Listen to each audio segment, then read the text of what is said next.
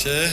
Nikdy by som nepovedal, že budem slúžiť spolu s Bonkem a s Kolendom, ale dnešný deň to prišlo. Čiže dobre. Sme v kľúčových témach. Erik mi povedal, nech to zdôrazním, takže to zdôrazním. Kľúče sú o tom, že to, čo sa káže skazateľne, ti vôbec nepomôže, keď to neaplikuješ. Amen. Keď Valer hovorí, že kľúč k veľkým veciam je vernosť, keď nebudeš verný, tak si počul iba kázeň a je to celé na nič.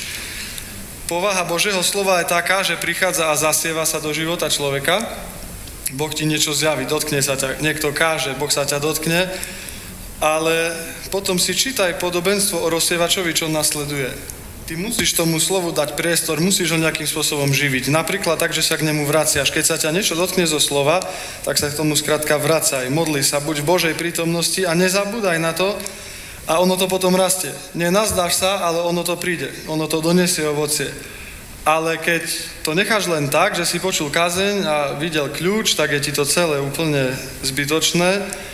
A čo je horšie, najbližšie, keď niekto bude kázať to isté slovo, sa ti môže stať, že povieš, to už viem, to som už počul. Ale ty to vieš iba v hlave, ale nikdy si to nedal do srdca a vybudoval si imunitu voči slovu, ktoré by ťa mohlo zmeniť. Čiže je dôležité poznať Božie slovo. Dostaneme viacej svetla? Mohol by som, neviem, zase citovať úplne všetko z hlavy. A je to škandalózne, ale dobre. Takže pokračujeme v kľúč k slobode. Duch Svätý mi dal na srdce, že dneska, keď budem hovoriť, tak bude oslobodzovať ľudí bez toho, aby sa za nich niekto modlil. Vám to rovno hovorím, že to môžete čakať. Bez toho, že by niekto verejne robil nejakú službu alebo skladal ruky, dneska Duch Svätý bude vyslobodzovať ľudí a vôbec ma to neprekvapí, pretože Duch Svätý je taký a je tu. Stále vidíme oslobodených ľudí. Od minulej kázne som videl oslobodených ľudí. Pán nám stále dáva viacej a sme mu za to vďační. Čiže minule sme hovorili, že nie je nevyhnutné pokračovať v hriechu. Keď veríš tomu, že musíš hrešiť, tak hrešíš vierou. Asi tým pádom skončil, lebo hrešíš vierou. Je lepšie povedať, dobre Bože, ja som tu na tejto úrovni, ktorú vidím, ale verím, že štandard je tu. A ja chcem toto. Radšej budem v takom nejakom rozpore medzi snom a skutočnosťou, aby som to povedal romanticky, ale ja tam dojdem. Nedovolím, aby som znížil úroveň Božieho slova dole, kde som, lebo potom sa nepohnem nikde. Radšej budem žiť s tým, že ma to bude v hlave žrať, že Bože, jak je to možné, že tu sa to píše a ja to nemám, než by som mal začať prekrúcať Božie slovo.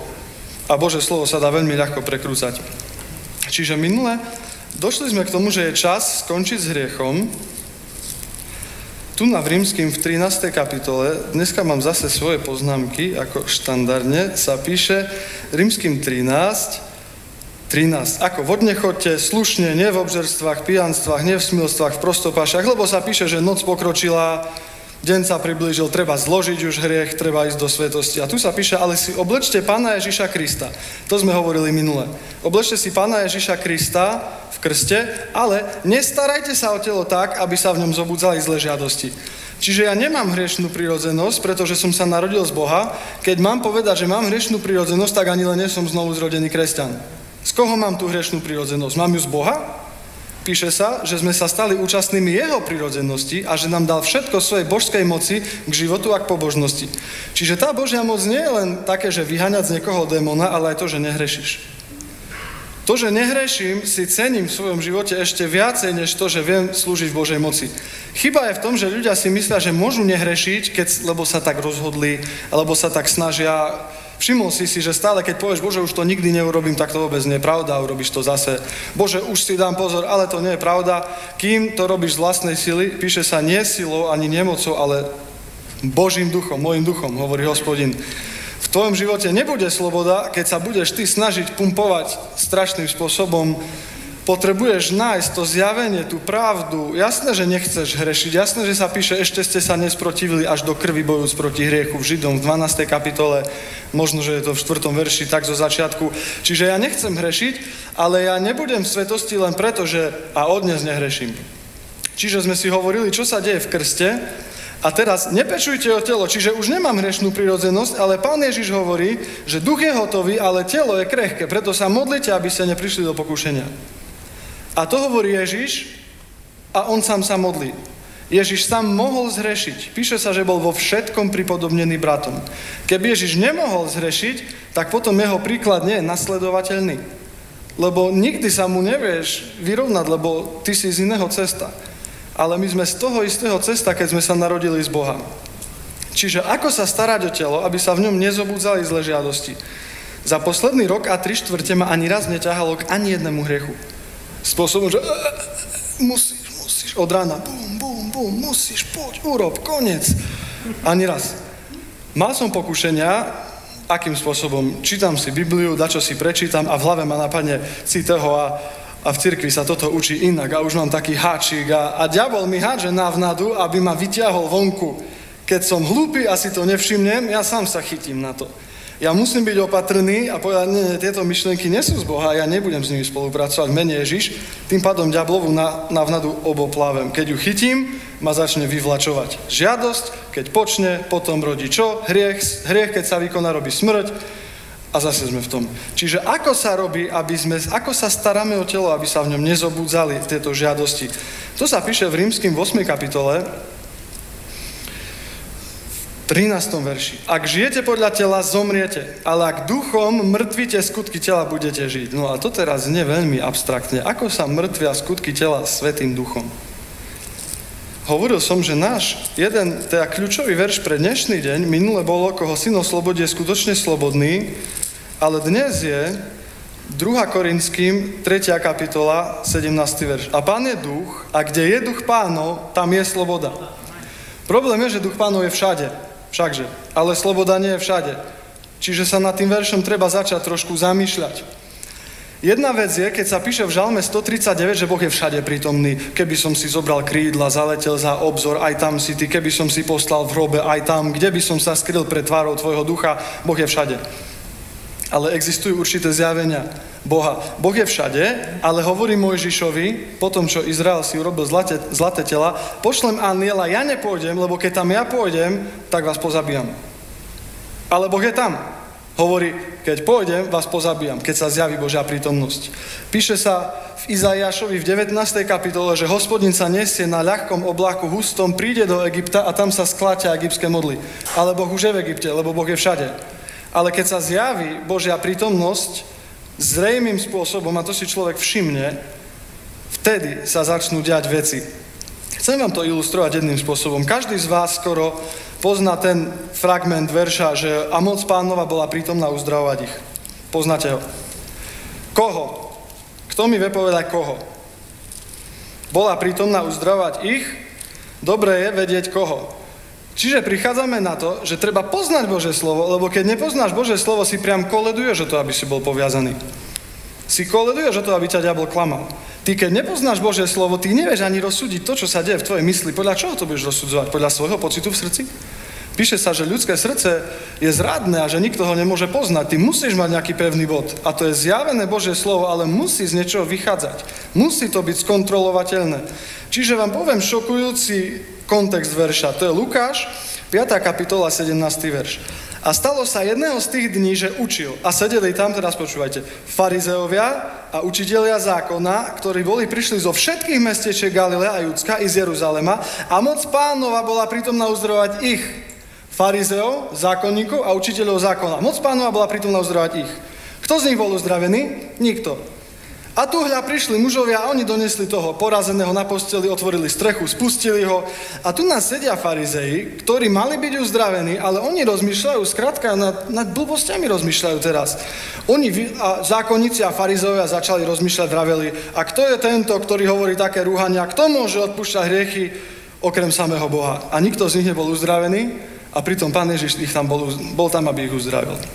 Čiže niečo je v atmosfére, ale ty to musíš vedieť chytiť. O tom chcem hovoriť, že ako to chytiť. Keď hovoríme o zjavenej Božej prítomnosti, musíme ísť sa pozrieť na truhlu zmluvy.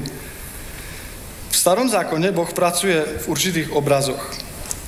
Moja svätá záložka zo Silvestra, kto vie, ktorého roku.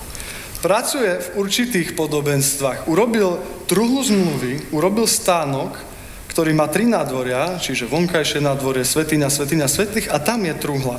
Tam je zjavená Božia prítomnosť. Všetko sa musí diať tam. Ja vám chcem prečítať iba pár veršov, že čo všetko sa deje v zjavenej Božej prítomnosti, aká je dôležitá, ale chcem hlavne hovoriť aj zo svojho života, aby ste vedeli niečo uchopiť. Píše sa v 5. Mojžišovej, 12. kapitole, že Boh povedal, že vy nemôžete mi slúžiť hoci kde vám príde. Nemôžete ísť na ten vrch, na ten vrch, na ten kopec. Musíte slúžiť tam, kde som dal svojmu menu, aby tam prebývalo. Čiže 5. Mojžišova 12.5, ale na mieste, ktoré si vyvolí Hospodin váš Boh zo všetkých vašich pokolení, aby tam položil svoje meno, tam, kde bude bývať, budete ho hľadať. A tá prídeš. Preskočíme a 13. verš. Vystrihaj sa, aby si neobetoval svojich zápalných obetí na ktoromkoľvek mieste, ktoré uvidíš. Nie všade sa dá hľadať Boh, všakže. Ale iba na mieste, ktoré si vyvolí Hospodin v jednom z tvojich pokolení, a to je stánok, to je truhla zmluvy. Všetko sa musí robiť tam.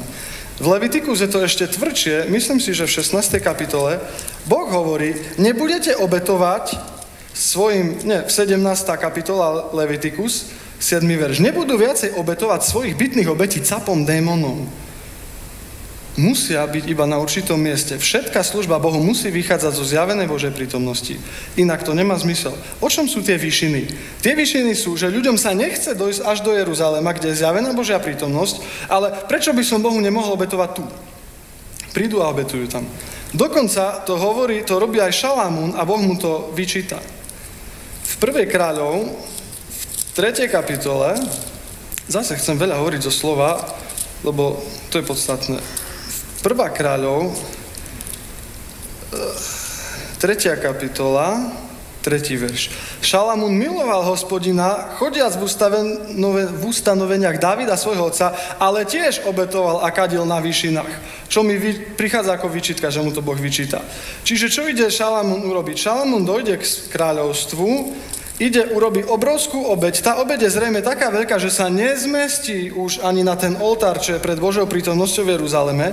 Čiže ide do Gibei, pretože tam je zhodou okolností najväčšia výšina. Tam ide obetovať. Tam sa mu zjaví Boh. Hádajte, čo bolo v Gibei. 2. Paralipomenon, 1. kapitola, 3. verš. Tak išli Šalamún, Gibeon i celé zhromaždenie s ním na výšinu, ktorá bola v Gibeone, lebo tam bol stan zhromaždenia Božieho, ktorý učinil Mojžiš, služobník Hospodinu na púšti. Ale truhlu Hospodinu bol dopravil Dávid a tak ďalej do Jeruzalema. Čiže išiel niekde, kde je tradícia určitá, kde je tu stánok, čo postavil Mojžiš, ale niečo v ňom nie je. Nie je v ňom archa. Nie je v ňom truhla zmluvy, nie je tam Božia prítomnosť. Izrael pokračoval, najprv slúžil na výšinách Bohu, ale skončil tak, že slúžil diablovi. Presne tak skončil, lebo išiel mimo Božiu prítomnosť. Píše sa, že v tej zjavenej Božej prítomnosti počuť Boží hlas.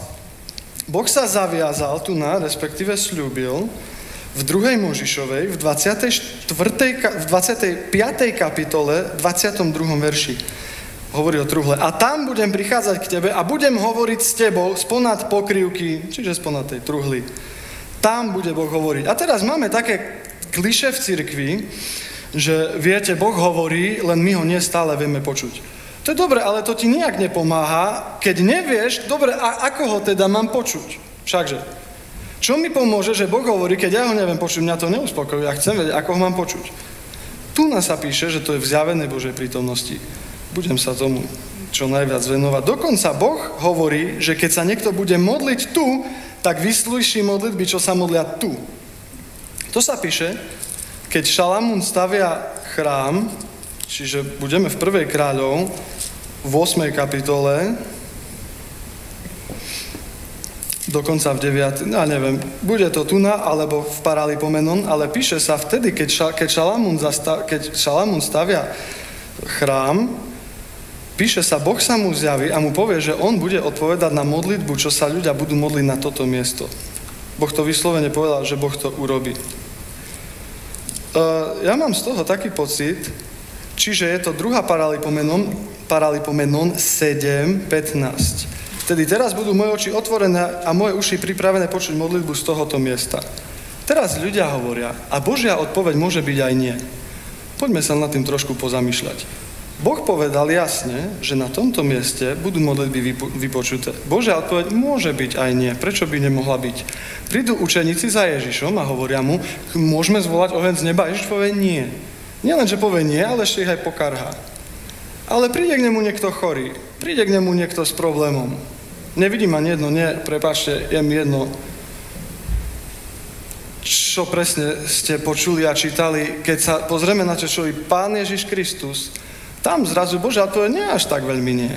Čiže môže byť nie, alebo môže byť áno, neskôr ideme na tom pracovať. Ty sa začneš modliť obrovské modlitby. Bože, chcem ťa vidieť ako Mojžiš. Boh hovorí, to je skvelé.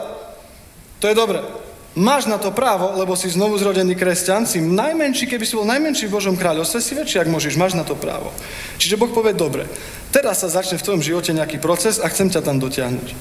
Čiže je možné, že odpoveď je oddialená, ale tu nás sa mi jasne píše, že štandard je, že sa musíš modliť v Božej prítomnosti, keď niečo chceš. A teraz sa poďme pozrieť, čo ďalej. V Božej prítomnosti zjavenej je pokoj. Zrazu máš. Keď je Azaf v svojom 73. žalme, vidí bezbožných, možno nejakých užerníkov, kto vie koho, darí sa im a on sa snaží, chudák, slúži Bohu, jemu sa nedarí, bezbožným ľuďom sa darí. Žalm 73, 17. Až keď som vošiel so svätým silného Boha, vtedy som porozumel, aký bude ich koniec. V žalme 76 sa píše v 3. verši: v Sáleme povstal jeho stán a jeho bydlisko bolo položené na Sione. Tam polámal ohnivé šípy lučišťa, štít a meč i vojnu. Bum. Je veľa ľudí, čo slúžia v oslobodení a ja poznám pár takých ľudí, lebo sa tam pohybujem a veľa z nich má taký pozdrav: ako sa máš? Bojujem. Ako sa máš? Bojujem. A ja rozmýšľam nad tým, že okej, ja mám aj svätý pokoj. Môžem slúžiť akokoľvek posadnutému človeku, hociakému prípadu. Diabol nemôže za mnou dojsť do zjavenej Božej prítomnosti. Diabol sa ma musí snažiť vyťahnuť vonku a ja prestanem hľadať Pána celým srdcom. To je dôležité slovo, celým srdcom. A tam ma diabol nakoniec dobije. Ale keď tam zostávam, ani len nemám chuť hrešiť. Ty sa môžeš napiť skôr, ako vysmedneš. Keď piješ skôr, ako vysmedneš, tak nie si nikdy smedný. Všakže. Ja som smedný. Teraz. Našťastie len po tejto tu na vode. Čiže ako sa hľadá vlastne Boh? Prvé pravidlo, musí sa hľadať celým srdcom. Keď sa Boh nehľadá celým srdcom, je to ako keby sa nehľadal vôbec. Amen. To ťa chcem upozorniť. Prvé moje zjavenie, ktoré mi Duch Svätý dal v tomto roku 2016, je jedna vec o Saulovi, kráľovi Saulovi. Saul má posledné hodiny pred koncom svojho skazeného života, onedlho už zomrie, možno deň, dva. Ide ku veštici. Píše sa 1. Samuelova 28, 6. Saul sa dopytoval Hospodina, ale Hospodin mu neodpovedal ani skrze sny, ani skrze Urim, ani skrze prorokov. Potom povedal Saul, tak mi vyhľadajte nejakú spiritistku, ženu, čo má vešteckého ducha. Poďme sa pozrieť, čo Boh hovorí o tom, ako ho Saul hľadal. Prvá kronická, ktorú veľa kresťanov nečíta poriadne, lebo je tam veľa rodokmeňov a tie ma tiež vôbec nebavia, ale tu a tam je medzi nimi sa bliskne niečo veľmi zaujímavé. Čiže Saul sa pýtal Boha, cez sny neodpovedal, cez Urim Tumim neodpovedal, cez proroka neodpovedal, ale Boh hovorí, čo na to? Prvá Paralipomenon 10.13. A tak zomrel Saul pre svoje prestúpenie, ktorým bol, prestúpil proti Hospodinovi, to je vtedy, keď nezabil Amalechitov, a tiež aj preto, že sa pýtal duchára, pýtajúci radu, a nepýtal sa Hospodina. Ups. Ale Saul sa pýtal Hospodina. Tu sa píše, že sa ho nepýtal. Pretože čo? Bože, prosím, povedz mi, idem spať, nemal som sen. Bože, nech ku mne príde Milka s prorockým slovom. Neprišla. Idem ja k Milke, Milka než prorocké slovo? Nemám. Idem ku kňazovi, nech mi hodí 2 kocky, Urim Tumim. To je laxné a lacné hľadanie Boha, v ktorom nie je žiadne srdce a je lacné. Nie je 100%. Buď si vedomý toho, že Boh sa ti nedá nájsť, keď ho nebudeš hľadať celým srdcom. Boh sa bude iba ťahať do bodu, aby to bolo celým srdcom. To bude s tebou Boh robiť. Ja to poznám, mám to overené. Tu je to biblické. Píše sa, že keď budú hľadať celým srdcom. Čo znamená celým srdcom? To je medzi tebou a Bohom. Ja ti nemôžem povedať, čo to znamená. Lebo to je niečo iné pre muža, čo má 3 deti a firmu, a niečo iné pre študenta na výške, ktorý má práve skúškové a už urobil skúšky. Časovo to bude vyzerať úplne inak. V srdci to bude vyzerať presne takisto. Obrovská vášeň, musím ťa nájsť. A každá chvíľa, čo sa dá byť s Bohom. Nie takým spôsobom, že doma bude bordel a nebudeš nikomu pomáhať a budeš lajdák a budú sa ti všetci smiať v škole. To nie je dobré hľadanie Boha. Dobré hľadanie Boha je tak, že hľadáš Boha celým srdcom a robíš si svoje povinnosti. Nič také, že stále si iba zavretý v izbe a nikdy neurobíš nič doma navyše a tvoja mama vidí, že on hľadá Boha celým srdcom. Lebo to je tak trošku o ničom. Čiže celým srdcom. Čo sú veci, ktoré bránia ľuďom, aby našli Boha? Že veria tomu, že sa na nich Boh hnevá. Ako chceš ísť k Bohu, čo sa na teba hnevá? Čo mu presne povieš? Veria tomu, že Boh ich trestá. Veria tomu, že Boh sa im teraz nedá nájsť, lebo urobili hriech. Ale teraz príde marnotratný syn k otcovi a on je hneď tam. Tam nie je, že nebol. Bol tam. Idú učeníci a nevedeli nájsť Ježiša, lebo Ježiš sa im skryl. To sa nepíše. Práve naopak, učeníci stále vedeli, kde nájdu Ježiša. A nikdy netrvalo veľmi dlho, aby ho našli. Tí, čo ho naozaj poznajú, veľmi dobre vedia, kde je. A ja ho tiež viem hľadať, lebo ma to Boh naučil. Nie preto, že ja som si zmyslel. Čiže never tomu. A ďalšia vec, Boh sa na teba nehnevá. Keď si urobil pokánie, Boh sa na teba nehnevá. To je klamstvo z diabla. Boh sa na teba nehnevá. Boh práve naopak chce byť pri tebe, chce ťa objať, chce ti pomôcť, chce ťa vtiahnuť k sebe. Chce, aby si bol v jeho prítomnosti, lebo len tam nájdeš ten pokoj. Píše sa o chráme, že moja sláva posvetí to miesto. Ty nemôžeš byť svätý mimo Božej slávy. Moja sláva, zjavená prítomnosť je sláva, posvetí to miesto. Boh sa na teba nehnevá. Teraz, tak ja som na púšti, ja som v suchom období, teraz sa mi Boh skrýva. Ale to zase nie je zdravé biblické učenie, ja som v tomto bol veľmi dlho chytený. Tak to vie, keď sa mi Boh nájde. Čo to bude trvať ešte rok? Teraz budem na suchu? To nie je zdravé, pretože keď si mimo Božej prítomnosti, už nevieš ani mŕtvy Duchom Svätým, skutky tela, už budeš v hriechu, už nevieš počuť Boha, už tvoje modlitby nebudú vypočúvané a k čomu to speje? Čiže ja som začal hľadať veľmi serióznym spôsobom, pretože na tom záleží môj život, robím to tak, že na tom záleží môj život. Chcel som nájsť všetky verše, ktoré mi garantujú, že môžem byť s Bohom každý deň. A našiel som ich kopu. Poviem vám jedno, Izaiáš 58, 11. Hospodin ťa vždy povedie a nasytí tvoju dušu i v najväčšie sucho a obodrí tvoje kosti. A budeš ako zavlažovaná záhrada a ako prameň vod, ktorého vody nesklamú. Skrátka, tá mentalita púšte je bez pochyby lživá a musíme sa aj zbaviť. Ja som sa aj zbavil tak, že som bol mesiac v kuse v Božom slove a som to hľadal. To nie je problém vôbec nájsť. Stačí to iba hľadať. Nestačí iba chodiť do cirkvi, nech ti pomôže pastor, ale píše sa aj Žalm 138.3. V ktorýkoľvek deň som volal, ohlásil si sa mi, obdaril si moju dušu silou. V ktorýkoľvek deň volám na Hospodina, celým srdcom sa mi ohlasí. V ktorýkoľvek vyber si náhodný deň v mojom živote, Boh sa mi stále ohlasí, bez jedinej výnimky, bez akéhokoľvek výnimky a obdarí moju dušu silou. Nestále vyrieši všetky moje problémy, nestále sa okamžite všetko zmení, ale ja sa zmením. Tu sa to píše, je to tak a nechoď mi hovoriť, že to tak nie je, lebo ty máš inú skúsenosť, lebo tvoja skúsenosť musí byť toto. Biblia sa neprispôsobuje tvojej skúsenosti. Ty sa prispôsobíš Biblii, ty sa podáš Ježišovi Kristovi, dáš mu všetko, ty sa podriadiš, ty to budeš hľadať a nájdeš to. Čiže čo sú púšte? Je zrejme, že niekedy sa zdá, že je ťažšie, aké by Boha nájsť. Začínaš si zapálený kresťan, alebo si, dajme tomu, v dobrom období, počuješ Boha, čokoľvek urobíš, máš pocit, že tam Boh dá čo hneď robí. Potom zrazu máš pocit, že tá čo je. A to je na to, pretože tí ľudia, čo žijú na púšti, sú experti na hľadanie vody. Ľudia, čo sú zvyknutí žiť na púšti, vedia nájsť vodu. Vedia hneď, kde ju nájdu. Púšť mi v mojom živote najviac pomohla hľadať Boha stabilne. Každý vie sa cítiť dobre, keď Boh k tebe hovorí každú chvíľu.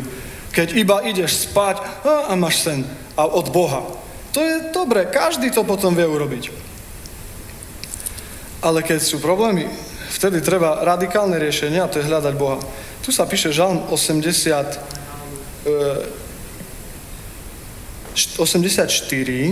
7.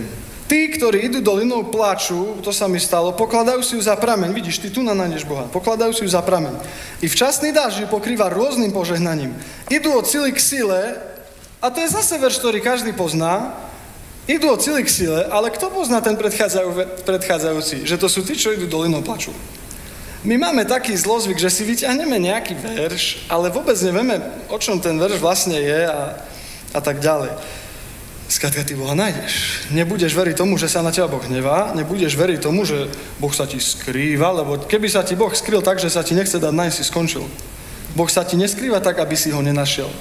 Ale keď máš pocit, že sa začína keby odťahovať Božia prítomnosť, vtedy je čas sa postaviť a ísť bližšie k Bohu.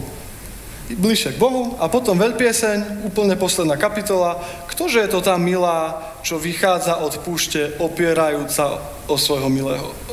Skrátka, keď vidíš z ťažkej púšte, budeš veľmi blízko k Bohu, ako budeš hľadať celým srdcom. Žiadne zúfalstvo, ty nájdeš Boha. Čiže ako to fungovalo v mojom živote? Ja som nepoznal zjavenú Božiu prítomnosť, tu a tam sa ku mne, bol som napríklad na výlete, alebo na doraste, čokoľvek a zrazu som mal taký život, taký pokoj, že áno, chcem byť pri Bohu, to je znamenie. Keď už chceš dostať na modlitbe, vtedy už je ti Boh zjavený. Keď tam nechceš dostať, vtedy ešte nie si tam, kde máš sa dostať. Ale prišiel som domov a sa mi to stále vyprchalo. Stále som to prišiel. Prišiel som nažhavený z výletu, týždeň som sa snažil niečo robiť a potom som to stále prišiel. Sa mi stalo ani neraz, ani nedvakrát. To človeka dožerie. Začneš hľadať, prečo je to tak. Lebo Boh chce, aby si bol s ním.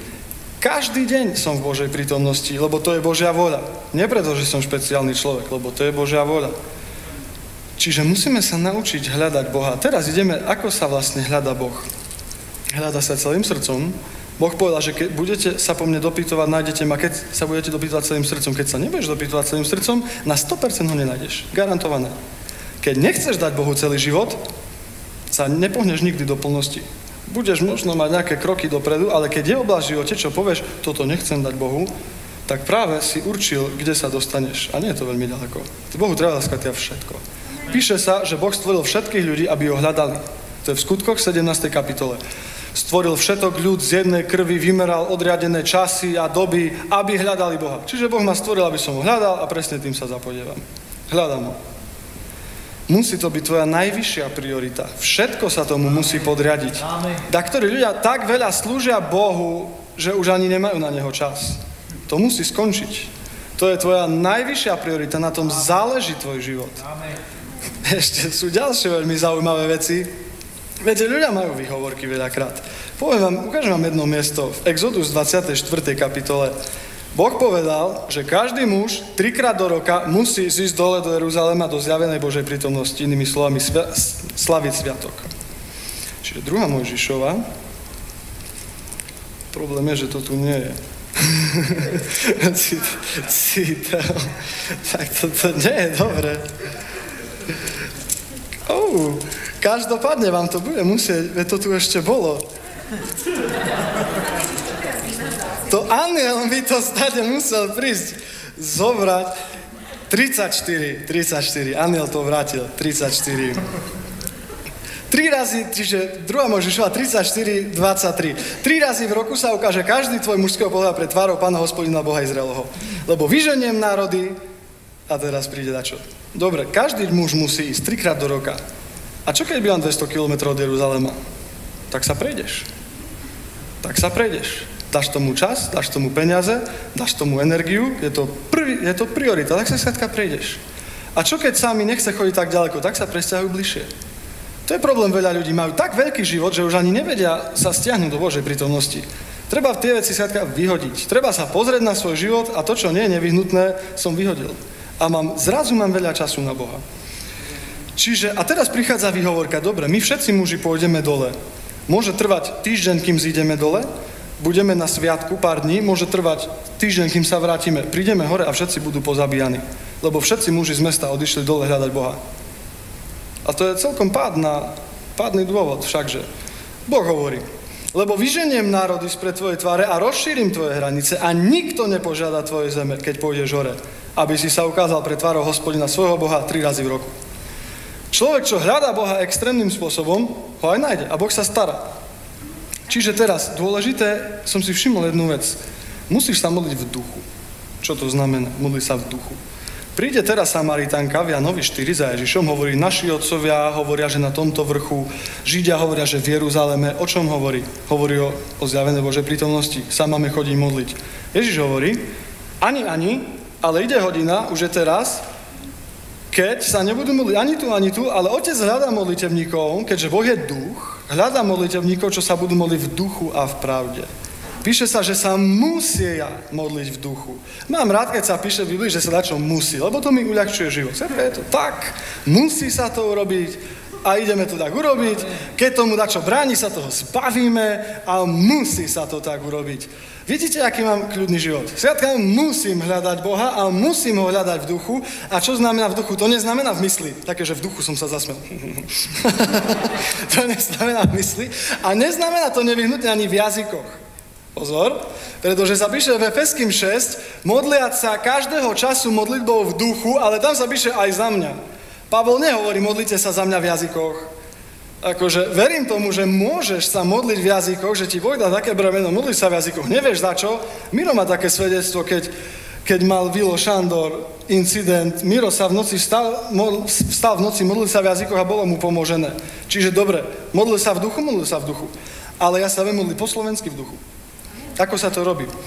Musí duša ustúpiť. To je ten problém. Teraz vám ukážem niečo o duchu. Izaiáš 26. Čím viacej poznáš Božie slovo, tým máš ľahší život. Garantujem ti. Izaiáš 26. Každý z tých veršov je dosť dobrý a keď otvorím Bibliu náhodne, tak ti dajaký nájdem. On tam bude niekde. Párkrát možno, že pretočíme, on tam nakoniec bude. Aniel ho tam dá. Izaiáš 26, 9. Nezobral ho. Svojou dušou túžim po tebe v noci. Áno, svojim duchom v sebe ťa hľadám za skorého rána. A sme tu. Bože, túžim po tebe, Bože, kde si, ale iba cítiš suchoty, pumpuješ do neba, pumpuješ, máš pocit, že sa nič nedeje, že nebo je zatvorené, spie to vôbec k dačomu, je to na dačo dobré, tu nás sedím, nič nevnímam. Lebo to je duša. Toto musí ustúpiť. Píše sa v Korinským, dovolím si vytrhnúť verš z jeho kontextu, ale bude fungovať. Píše sa v Korinským v 15. kapitole, nie najprv duchovné, ale najprv duševné, až potom duchovné. Čiže ja vstanem, dajme tomu, že niekto ma rozčuli, alebo sa to aspoň pokúsi, alebo dačo je zlé. Dačo je skrátka zlé. Teraz, Bože môj, si sadnem, mám pre Boha čas, lebo som zariadil si, aby som pre neho mal čas. Ostatné veci som vyhodil. Keď má niekto 3 hobby, ale ožení sa, nájde si robotu, tak si nechá to jedno, ktoré je najdôležitejšie. A ja som si nechal hľadanie Boha celým srdcom. Preto mám na to aj čas.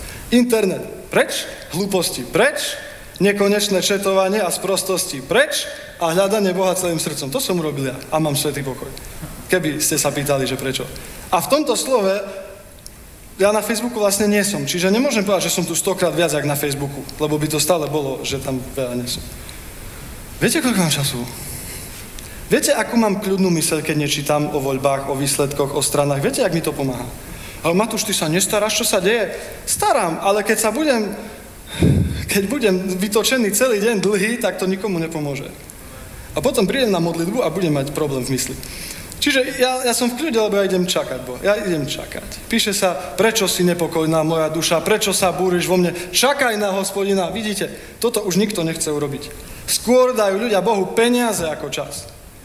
Lebo McDonaldová kultúra, veľké big tasty menu, napitie fantu, omačku neprosím, a zjem tuna a platím cash.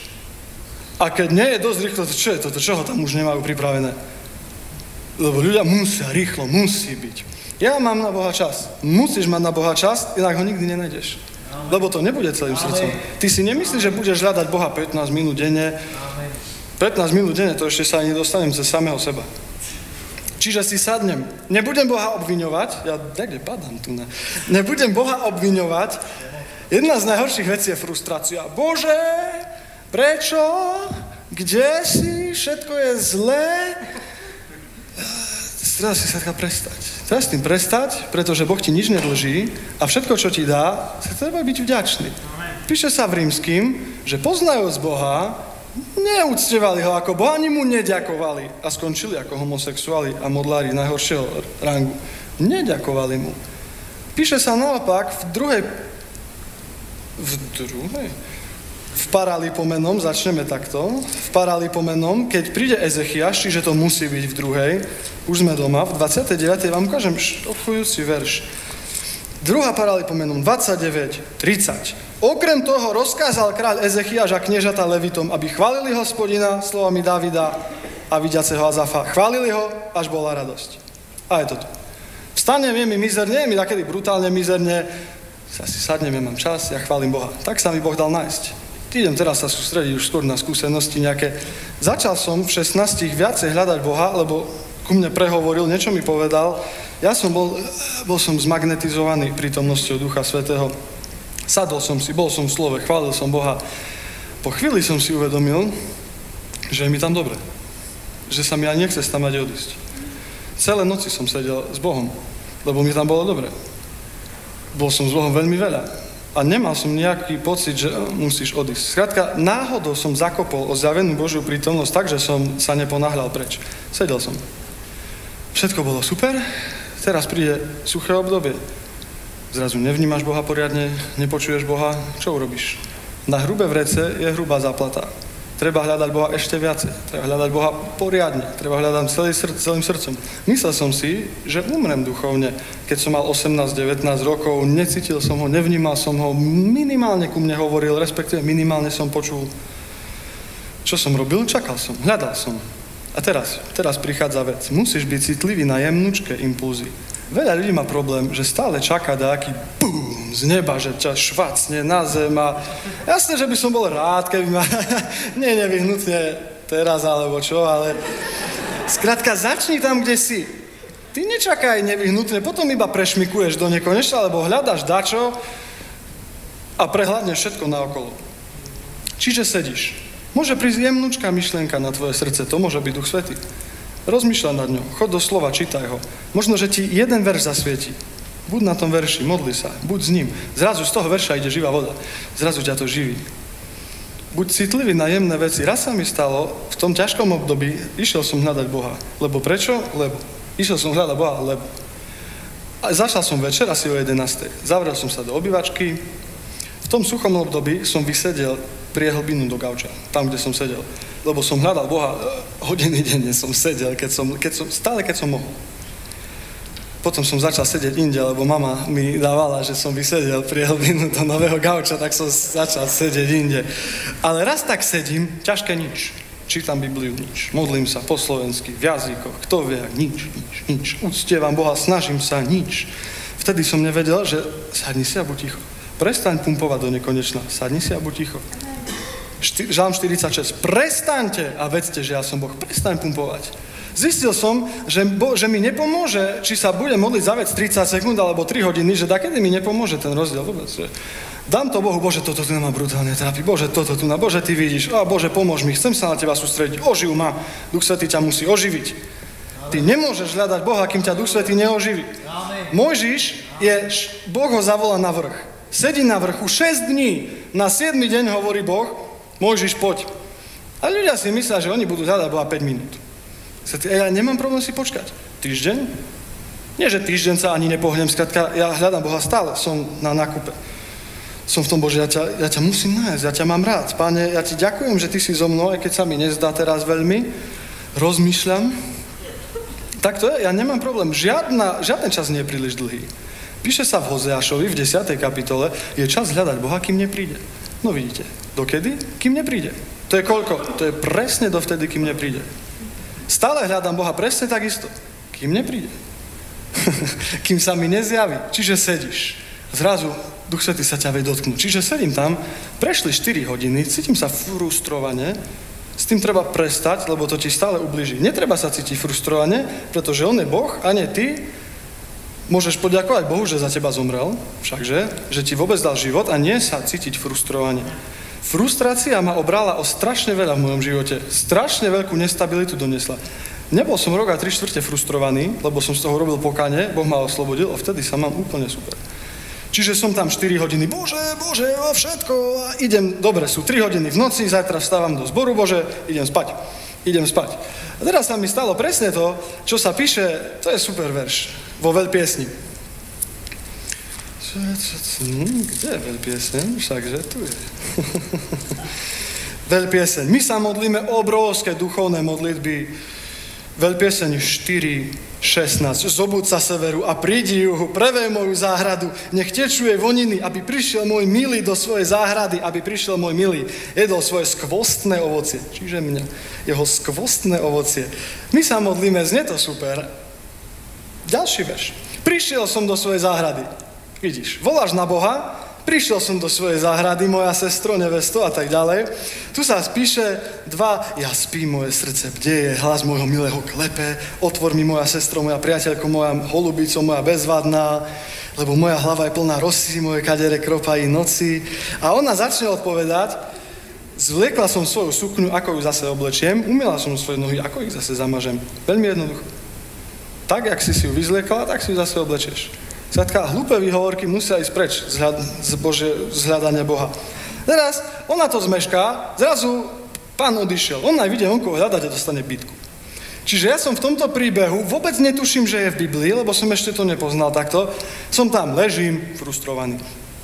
3 hodiny v noci a tak ďalej. A taká myšlenka v srdci, poď sa ešte modliť. Hovorím, nie, lebo som tu bol 3 hodiny, modlil som sa nič a blablabla, ráno do zboru a tak ďalej. Poď sa ešte modliť.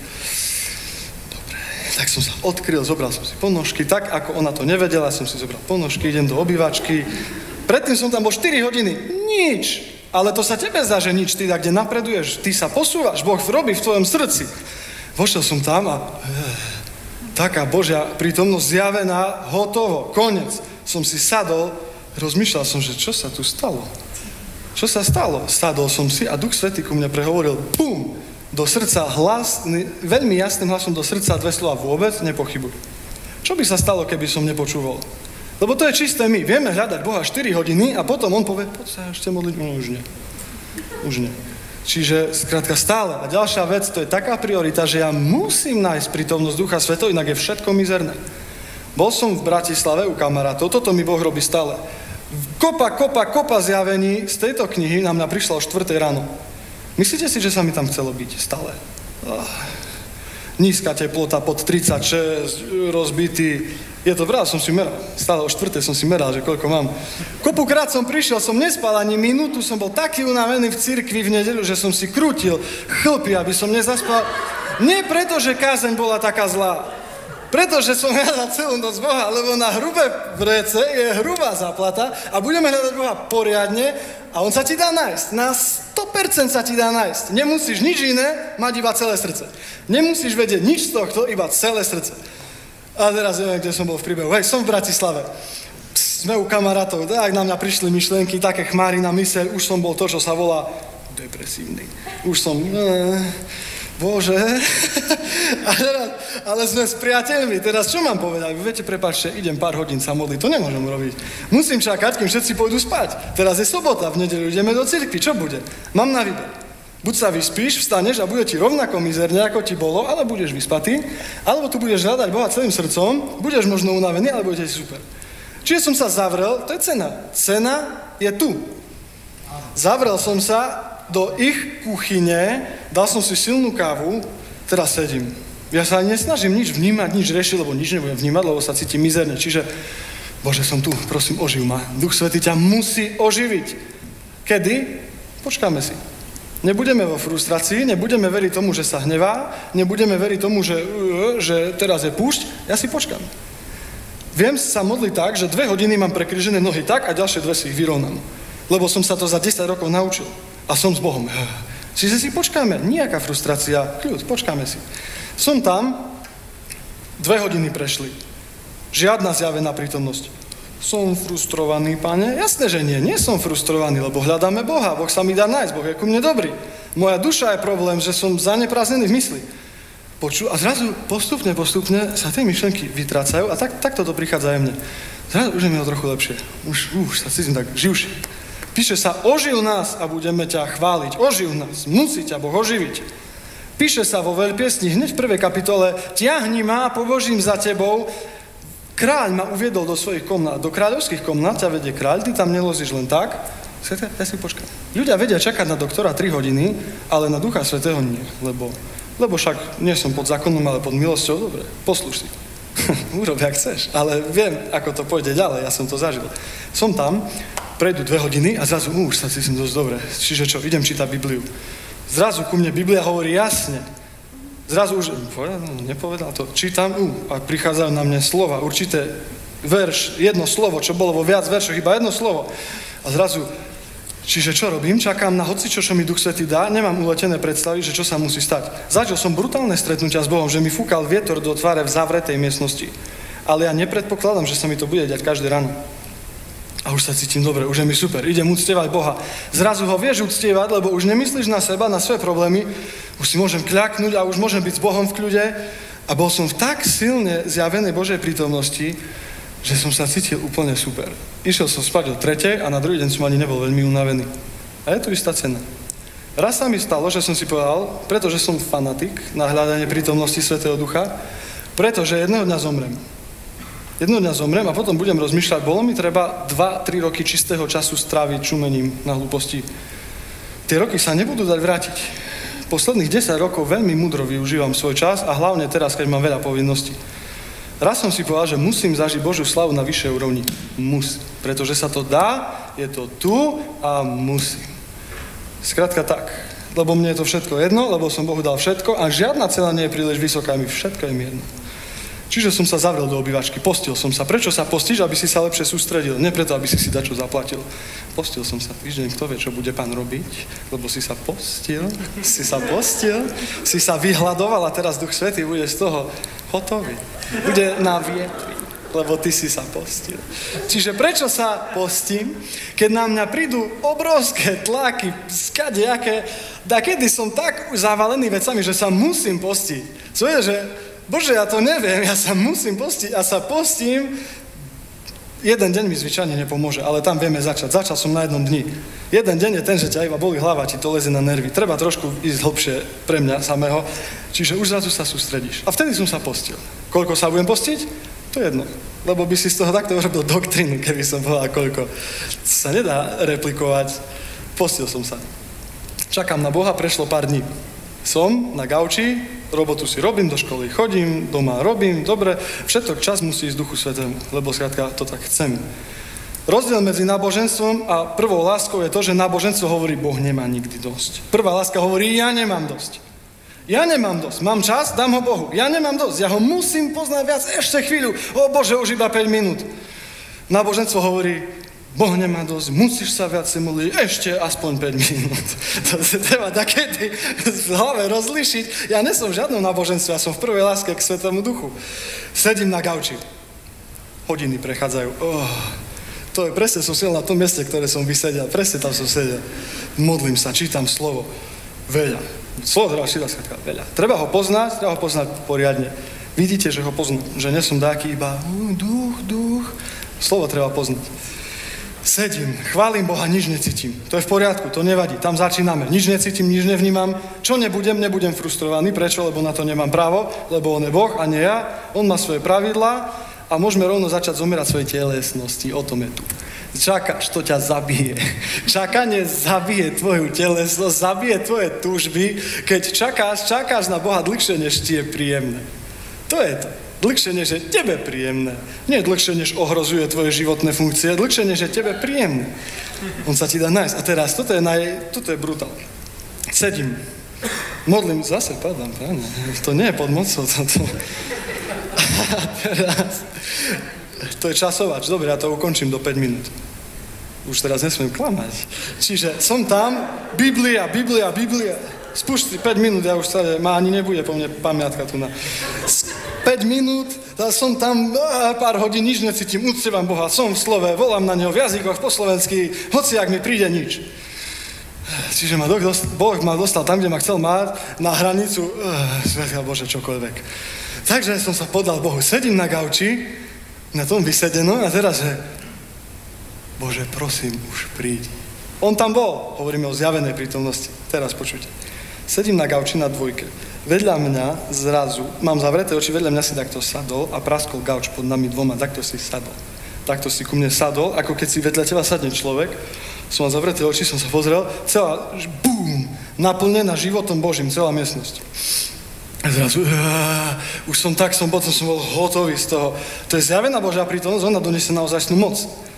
Som s Bohom, som v jeho prítomnosti, idem do oslobodzovacej služby, do hocičoho, raz som vošiel do situácie, dievča sa vaľalo na zemi, Duch Svätý mi niečo ukázal, povedal som duch X, duch Y, zviazujem vás, som nedopovedal a démon prestal. Som to dal v mene Ježiš, však samozrejme, ale som nestihol. Lebo som v duchu. Tak to funguje. Peter vzkresil tabitu bez toho, aby povedal v mene Ježiš. Ste si to všimli? Čo urobil? Otočil sa chrbtom. Prečo? Lebo sa napojil na Pána, otočil sa k nej, tabita vstaň. Toto tu nám Boh naučil, že funguje, ono to rastie. Vidím väčšie veci. Čiže čo máš robiť, keď nevieš sa posunúť ďalej, cítiš niečo, pokoj v srdci, to je dobré. To je dobré, začni tam, kde si. To je dobré, to je v poriadku. To nie je menej cenné. Pokoj v srdci je to, za čo by ľudia vraždili na svete. Máš pokoj, sedíš. Príde viac, buď verný v tom malom, čo máš. Hľadaj Boha. Čo sa stane, keď celý rok si tak? Tak budeme hľadať Boha, kým nepríde. On je tam, to nie je, že rok nepríde. Ty len skrátka, nebuď otrok svojich predstav, že musí sa tu zjaviť oblak slavy. Ja chcem, že by sa zjavil. Si tam, robíš, hľadaš Boha celým srdcom, si verný, každý deň ti dá silu, lebo to sľúbil, neveríme hlúpostiam. A keď vydržíš, neurobíš nič inak a zrazu sa všetko zmení. Mal som strašne ťažké obdobie, skoro 2 roky. Hľadal som Boha jak šialený človek. Brutálne, extrémizmus. Trochu extrémneho hľadania Boha ešte nikomu nezaškodilo, ja si myslím. Hľadal som Boha extrémnym spôsobom. Nič som nezmenil na svojom živote.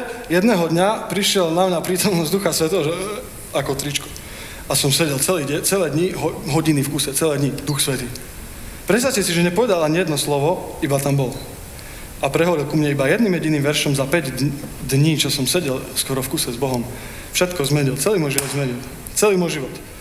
Koniec júla 2009, všetko zmenil. Odvtedy som to nestratil, hľadám Boha. A toto je kľúč k slobode. Ty musíš poznať Boha, ty musíš nájsť jeho prítomnosť, inak budeš v hriechu, inak nebudeš počuť Boha, inak nebudeš mať odpovede, nebudeš mať moc, budeš mať všetko zlé. Čiže tak.